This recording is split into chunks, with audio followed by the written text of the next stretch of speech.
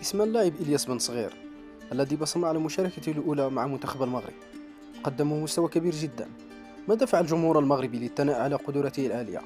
خلف هذا اللاعب الشاب قصص كبيرة جدا وتفاصيل أكبر من سنه الصغير. بالمختصر، يمكننا القول إن المنتخب المغربي أكثر من محظوظ للحصول على هذه الموهبة الشابة الخرافية. تعرفوا معنا على الجوهرة المغربية إلياس بن صغير، سبب تفضيله منتخب المغرب على فرنسا، ما يؤرق منتخب فرنسا في قضية بن صغير، وأن اللاعب مثل بالفعل المنتخب الفرنسي لفئة تحت 17 عاما في مباراتين، وتحت 18 عاما 3 مرات، حيث خاض معهم دورة موريس ريفيلو الودية في مايو 2023، وتوج بجائزة أفضل لاعب في البطولة. لكن في نهاية المطاف اختار تمثيل منتخب المغرب. غريب، أليس كذلك؟ فما السبب؟ إليكم ما قاله اللاعب نفسه عند إعلانه الخيار النهائي: أنا محظوظ كفاية لأنني قادر على اللعب لمنتخبين عظيمين في كرة القدم. لقد كان خيارا معقدا بين المغرب وفرنسا، لكنني فكرت بعناية.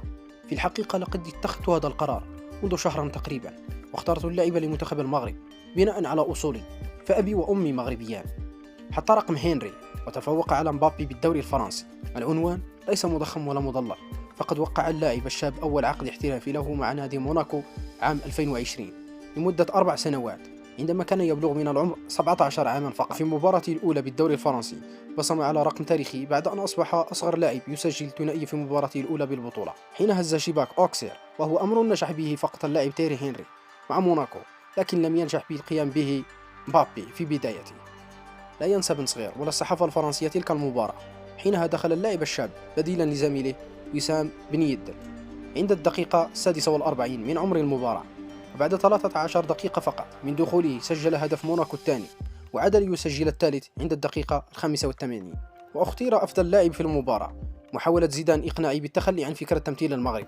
أكدت العديد من التقارير الإعلامية الفرنسية على أن الاتحاد الفرنسي لجأ إلى الأسطورتين زين الدين زيدان وتيري هنري من أجل جذب موهبة موناكو وإقناع بن صغير بالعدول عن فكرة تمثيل منتخب المغرب، إلا أن المدرب وليد الركراكي لعب دورا بارزا في إقناع صاحب 19 سنة في اختيار تمثيل أسود الأطلس. ووفق ما أشارت التقارير الإعلامية، فقد حاول زين الدين زيدان وتيري هنري التأثير على قرار اللاعب باللعب لمنتخب فرنسا تحت 23 سنة، طالما أنه لعب في هذه الفئة خلال العديد من المباريات. مأساة كبيرة كادت تحرمنا من موهبته باكرا.